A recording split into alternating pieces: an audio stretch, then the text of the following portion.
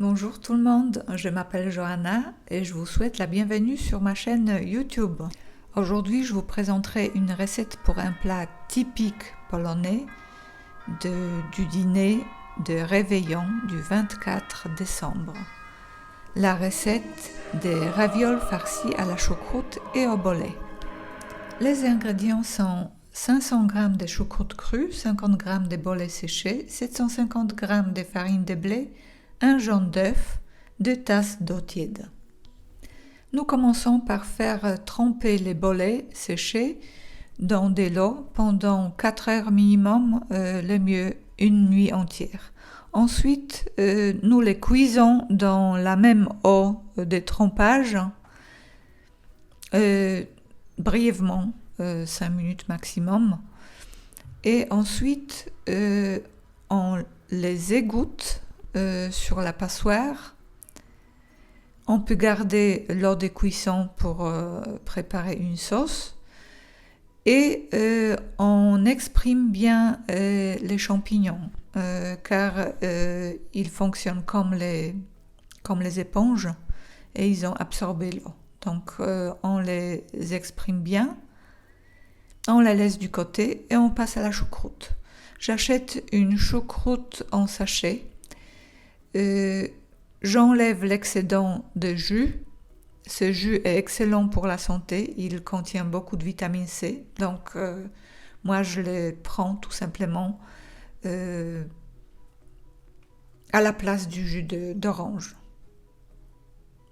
Voilà, et la choucroute, je la mets dans une casserole et je la couvre d'eau.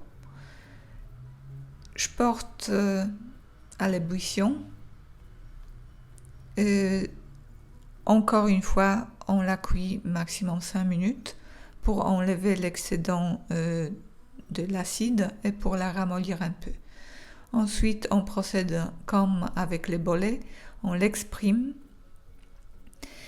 On émince un oignon et on les met à la poêle à blanchir.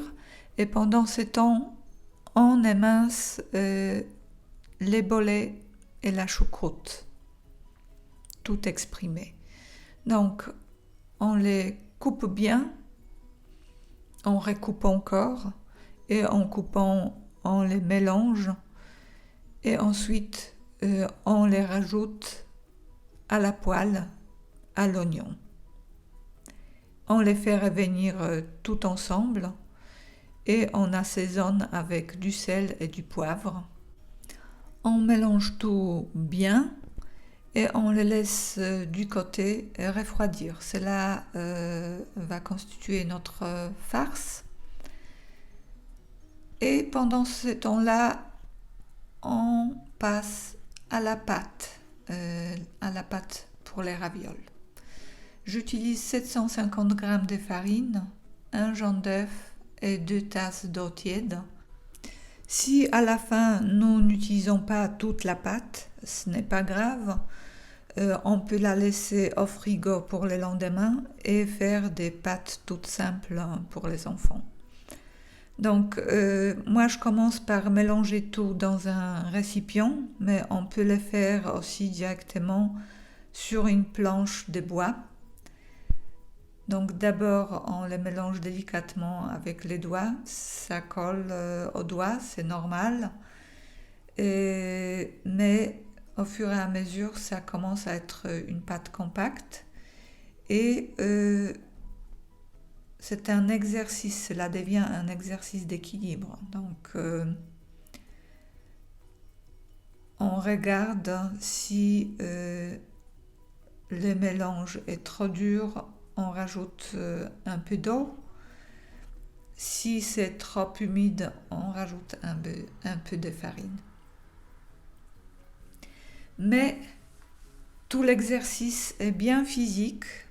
Il faut se préparer à ça, qu'il faut bien utiliser la force, bien presser la pâte.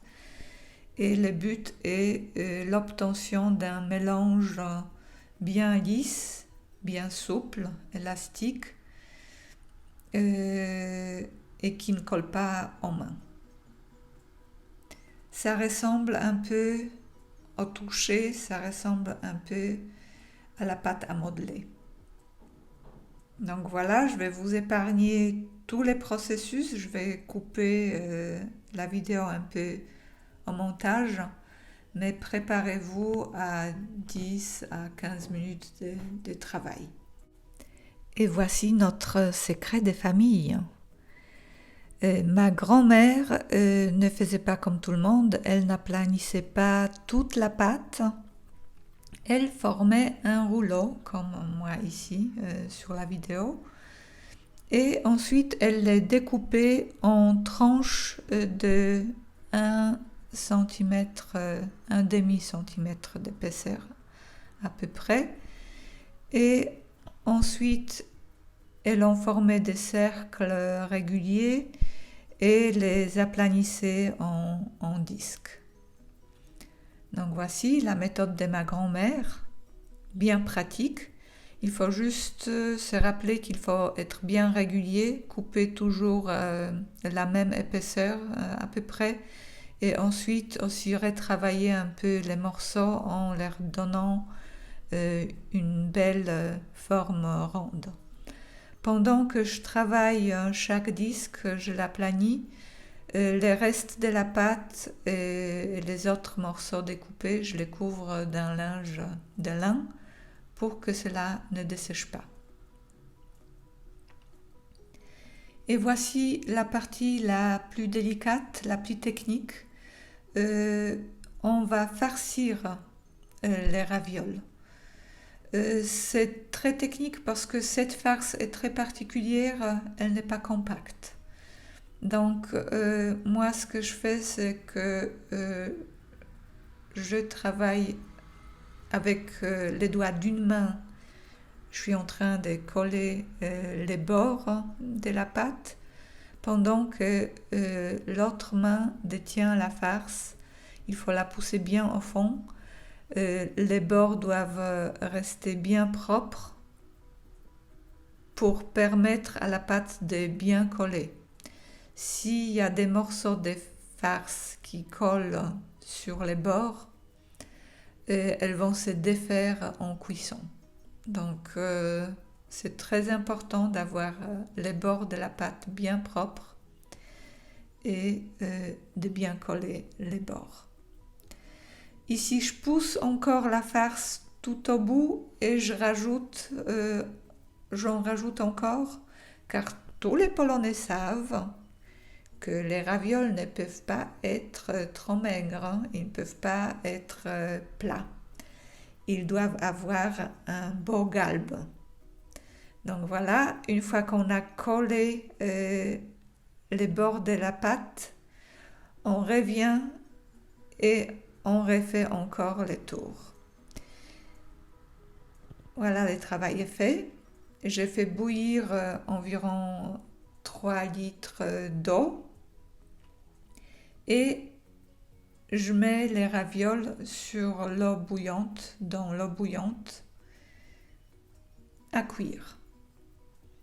Ce ne sera pas long et les signes qu'elles sont bien cuites sera qu'elles vont toutes flotter sur la surface. Donc toutes les pâtes sur la surface, c'est le signe que c'est prêt.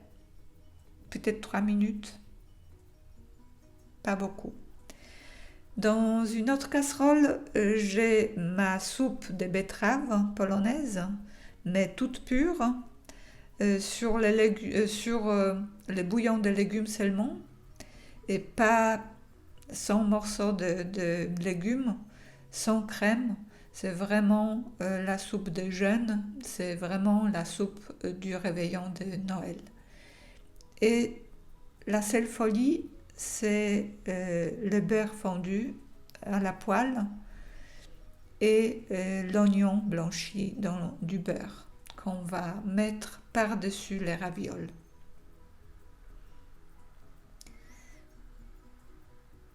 Dans l'autre poêle, vous pouvez voir la carpe découpée, panée et frite à la poêle.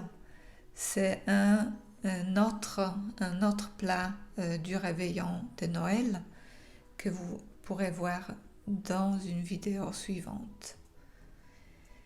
Pendant que vous êtes déjà là, n'oubliez pas de me mettre un like si vous avez aimé ma vidéo, ma recette. Et je vous dis à la prochaine fois. Je vais suivre avec une série consacrée aux recettes typiques de la cuisine polonaise. Ne les ratez pas. Joyeuses fêtes, à bientôt. Merci, bon appétit.